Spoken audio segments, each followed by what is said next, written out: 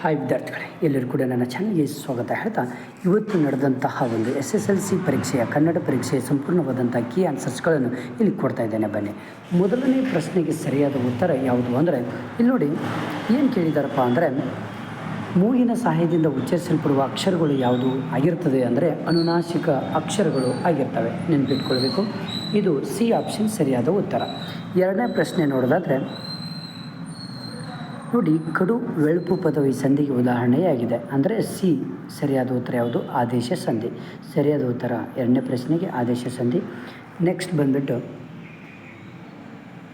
ಮೂರನೇ ಪ್ರಶ್ನೆ, ಒಬ್ಬರು ಹೇಳಿದ ಮಾತನ್ನೇ ಯಥಾವತ್ತಾಗಿ ಬರೆಯುವಾಗ ಈ ಚಿಹ್ನೆಯನ್ನು ಬಳಸಲಾಗುವುದು ಅಂದರೆ ಮೂರನೇದು ಎ ಯಾವುದು ಅಂದರೆ ಉದ್ಧರಣ.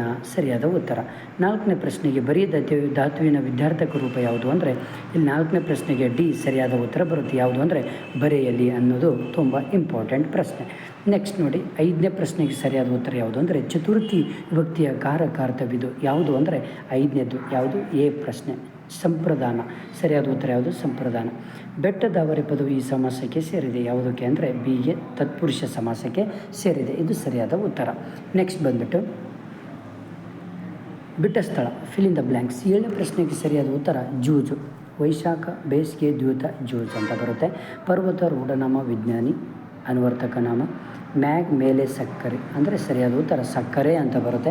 ಹತ್ತನೇ ಪ್ರಶ್ನೆಗೆ ಸರಿಯಾದ ಉತ್ತರ ಯಾವುದು ಅಂದರೆ ತದಿತ ಅಂತ ಭಾವನಾಮ ಅಂತ ಬರುತ್ತೆ.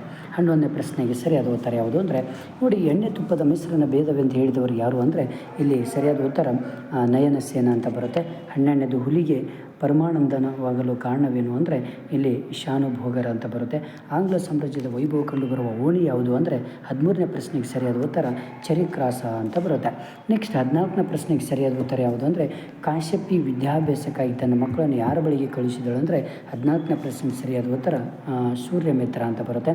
15ನೇ ಪ್ರಶ್ನೆಗೆ ಸರಿಯಾದ ಉತ್ತರ ನೋಡಿ, ಕುಂಪನಿ ಸರ್ಕಾರ ಯಾವ ಆದೇಶವನ್ನು ಹೊರಡಿಸಿತು ಅಂದರೆ ಇಲ್ಲಿ ವಿಶೇಷೀಕರಣ ಅಂತ ಬರುತ್ತೆ. 16ನೇದು ದ್ರೋಣನು ಪರಶುರಾಮರಲ್ಲಿಗೆ ಏಕೆ ಬಂದನು ಅಂದರೆ ದ್ರವ್ಯವನ್ನು ತೆಗೆದುಕೊಂಡು ಹೋಗೋದಕ್ಕೆ ಬರ್ತಾನೆ. 17 ಪುಟ್ಟ ಪೋರ ಏನು ಮಾಡುತ್ತಿದ್ದಾಳೆ ಅಂದರೆ ಮಸೂಲೆ ತಿಕ್ಕುತ್ತಿದ್ದಾಳೆ ಅಂತ ಅರ್ಥ.